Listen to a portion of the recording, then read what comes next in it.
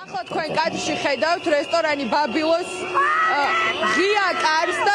სპეცრაზმისა და კრიმპოლის თანამშრომლების მიერ სრულად დაკავებულ ბელიაშვილის ქუჩას აი ამ ფონზე უწევთ ახლა ბაბილოში შეკრებილ მოსამართლეებს ტერიტორიის დატოვება. შეიძლება ითქვას ძალიან დიდი რაოდენობით საპოლიციო დანაყოფებით აი ახლა ჩვენ გვატოვებინებენ ადგილს რომ უფრო უსაფრთხოდ გაიყვანონ ეს ადამიანები რესტორნიდან მოქალაქეებთან ერთად მედიის წარმომადგენლებსაც გვატოვებინებენ ადგილს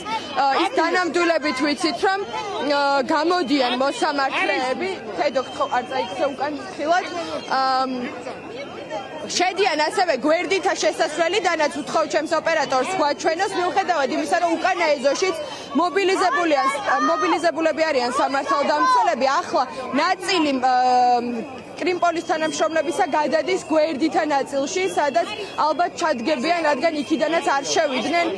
აქტივისტები, რომლებიც დილიდან არიან აქ შეკრებილები. ჩვენ გვიჭირს დანახვა თუ რა ხდება ახლა გზის მეორე მხარეს,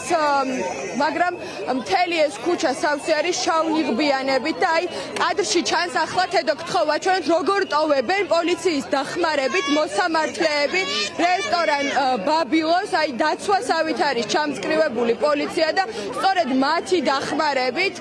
გამოდიან ისინი ბაბილოდან, სადაც დღის 3 საათიდან შეიკრიბნენ და მთელი დღის განმავლობაში აქციის და პროტესტის ფონზე უწევდათ ამ ადგილას ყოფნა და დროის გატარება კორპორატიული საღამოს აღნიშვნა.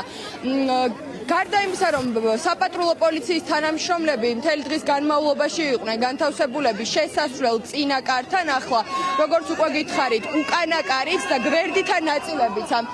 რესტორნის სრულად აქვს დაკავებული სამართალდამცველებს და ცდილობენ რომ უსაფრთხო დისკომფორტის გარეშე გაიყვანონ მოსამართლეები.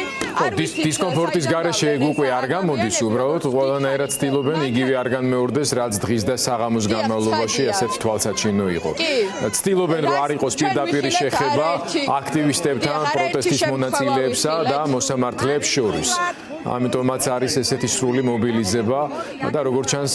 ერთიანად მოხდება ევაკუაცია, ასე ვთქვათ, კლანური кейფის მცდელობიდან მოსამართლეების, რომლებმაც ეჭვი მაქვს, რომ თლათ ისეთი კარგი დრო ვერ ატარეს, როგორცაც მიჩეულები იყვნენ ამ წინა წლების განმავლობაში.